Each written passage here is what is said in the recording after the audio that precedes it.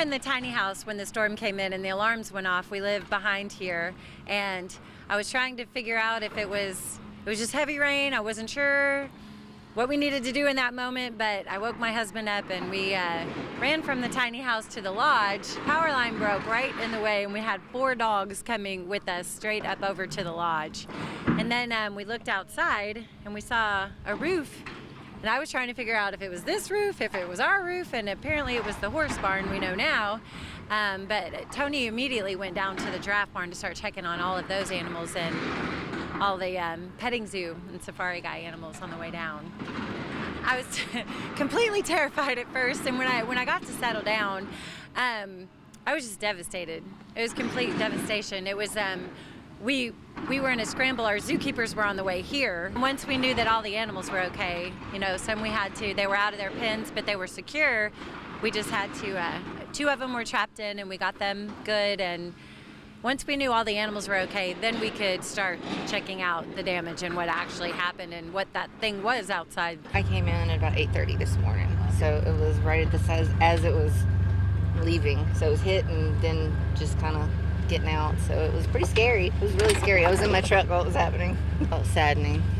It's very sad. We didn't lose any animals yet. We almost lost one little tiny baby piglet. She's 4 days old.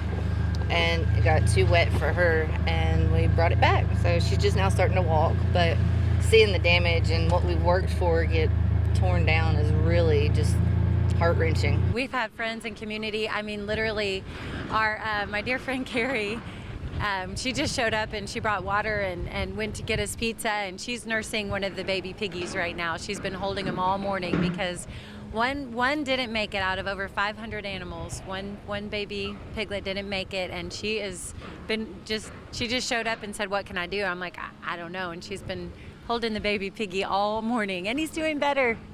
He's doing better. Community support in any way. I've got bottle feeding all the little piglets, and then we had animals get out of enclosures, and so everybody's helping and working as a team so we can get everything back together and get our system back going again. When I saw trucks rolling in this morning and these big tractors to start hauling away things and just people in our community and our support, I was like, my heart I was so grateful. I was so grateful for everybody just pouring into us and showing up and getting to work. I mean, neighbors checking on us, community checking on us, our whole team, just here to help. What can I do?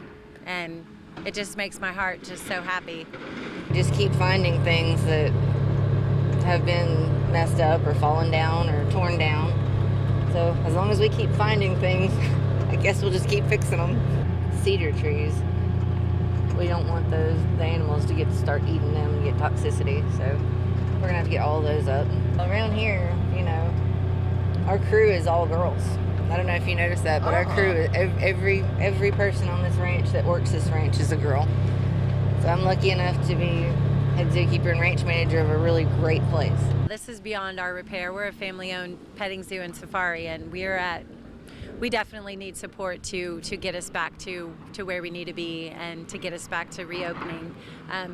Of course, we still don't have power or things, but structures and habitats and barns and things are going to need to be rebuilt, and we're going to need help for sure. We have a GoFundMe set up, but we also have other ways to support too. If you want to buy a family 4-pack or a pass to come later when we open and we're ready, it's a really magical place.